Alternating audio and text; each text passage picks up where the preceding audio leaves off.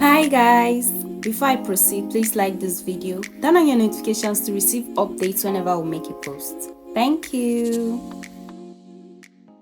I know many of you have seen the viral video of the Uber driver that was assaulted by a well-known politician. Let me give you 4 gests. So imagine this, a boat driver arrives at the residence of Alex Ikwechegh. Let me just call him Ikwechegh because I don't know how to pronounce his name. A well-known politician, only to find himself on the receiving end of a heated outburst that included physical assault. I'm talking about gbas, correct punch. And the drama was all captured on video. And thank goodness, without this footage, it's hard to say whether the driver's claim would have been believed, given Ikwe's high-profile status. He could have easily dismissed the whole incident, but with undeniable evidence, his threats and actions are now out for all to see. Do you know where you are?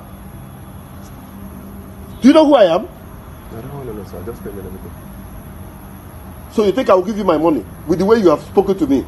I did a job for you and you have to pay it, sir. You will not see any. You will not see penny from me. With this level of disrespect, you're very stupid. Very, very stupid. Madam,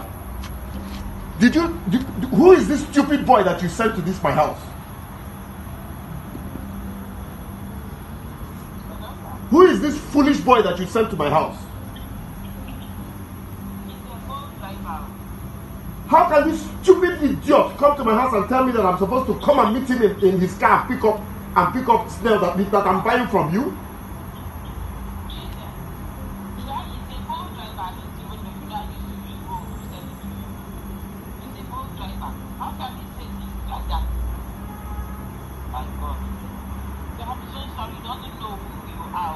Can you imagine this rat?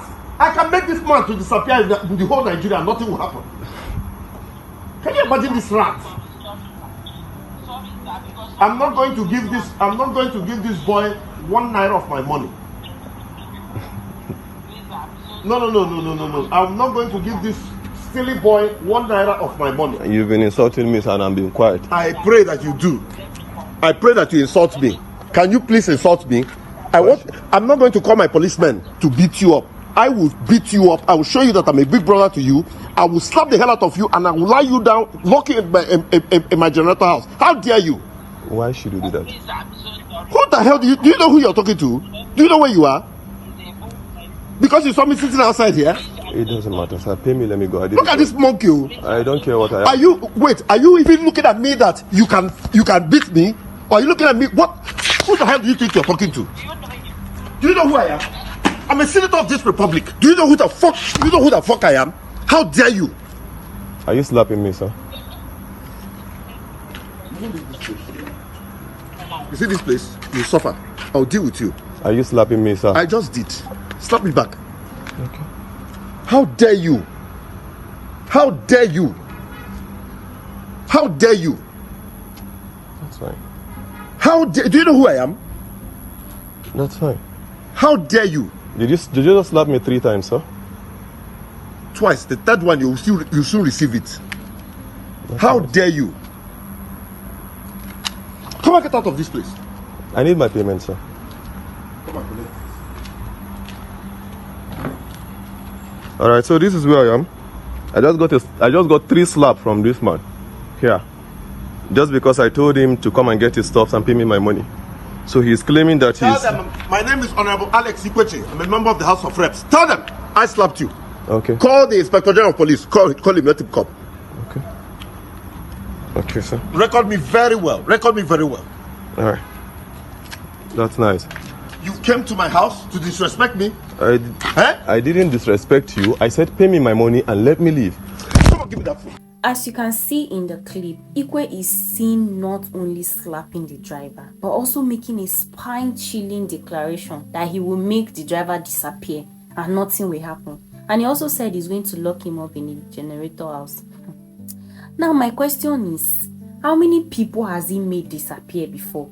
It's a bold claim that has made people wondering about the potential unchecked power that some influential figures believe they hold in this country.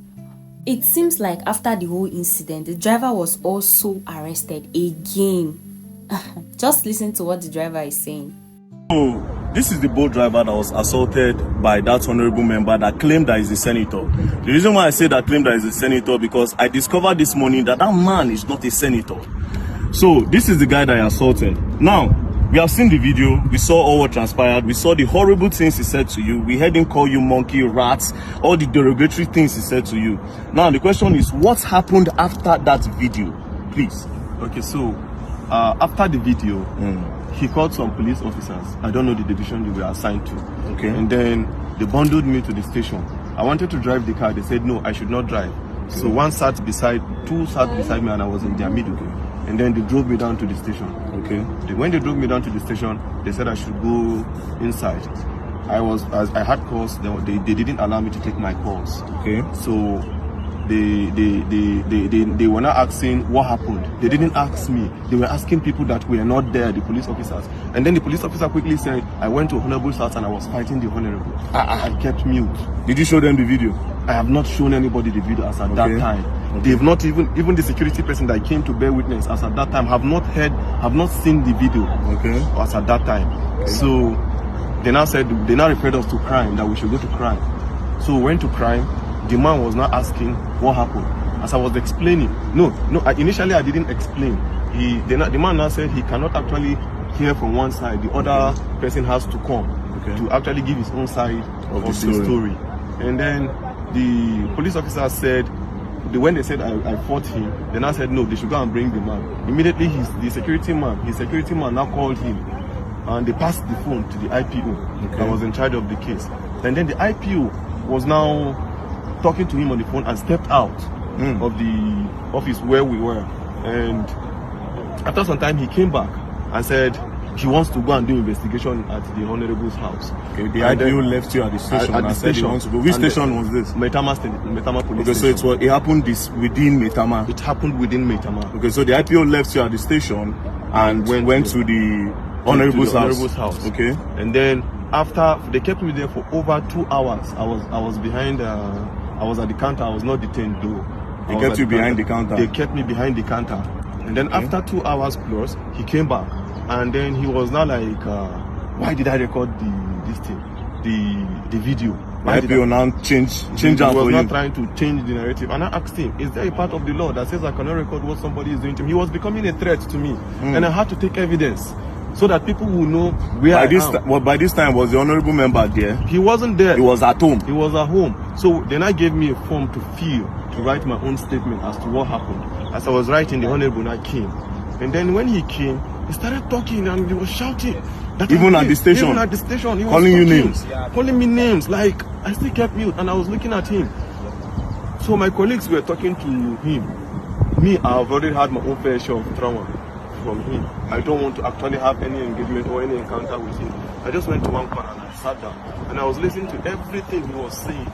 All the names he was calling me. You common boat driver, you're a poor man, you have pride in your poor, you have this, you have that. I kept mute. I said, so the problem you have now is a poor man cannot speak, that I'm in Nigeria and I shouldn't be treated as a foreigner in this country, as I'm from Delta State and I cannot be treated, I cannot have you treat me like a foreigner in my own Now, when did you leave the station? I left the station at about, I think some minutes to 3 or so. Where's your car?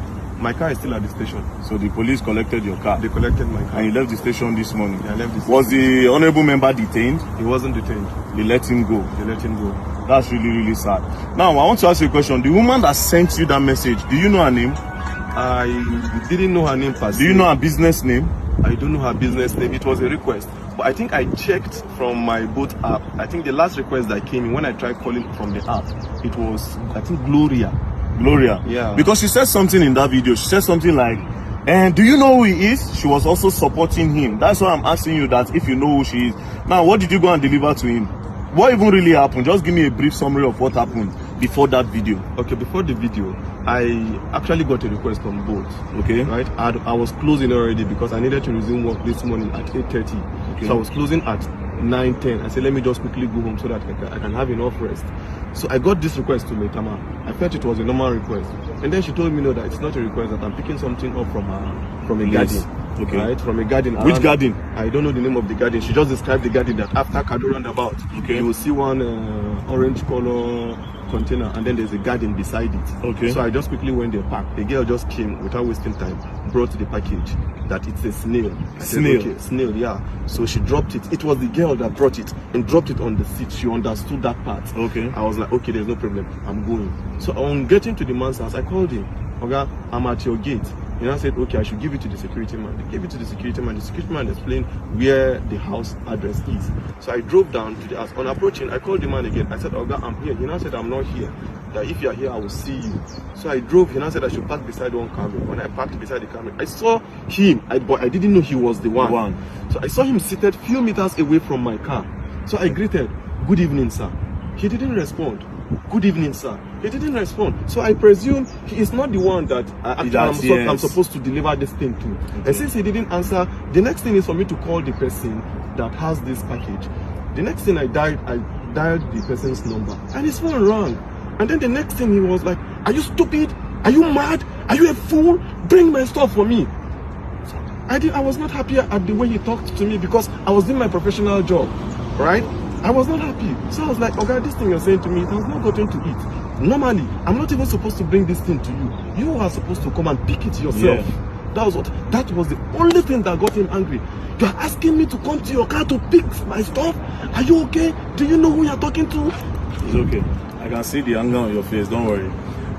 The truth is that Nigeria is for everybody. Nigeria is not for one person. If an honorable member will be treating people like this, then just imagine what the president supposed to do. Now, I need to remind you, we are all clamoring for the youth to come to power. See this one now, youth. I always say something. The youth are looking for a better. They are not trying to make this country better. A lot of them. They want to get power to do worse than these people, because they have a better way of hiding this evil than these old men in power. But nevertheless, the man does not have immunity. I just discovered that he's not a senator. So actually pursue this case. And I believe that the law will take its course.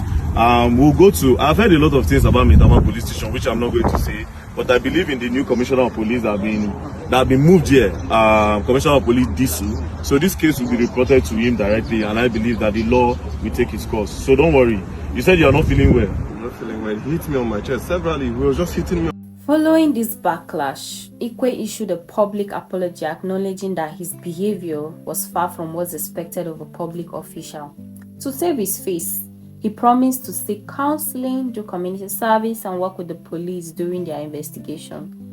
Well, let's see how it goes. But despite the apology, the statement about making someone disappear is causing massive waves, and his reputation is taking a hit as Nigerians demand accountability.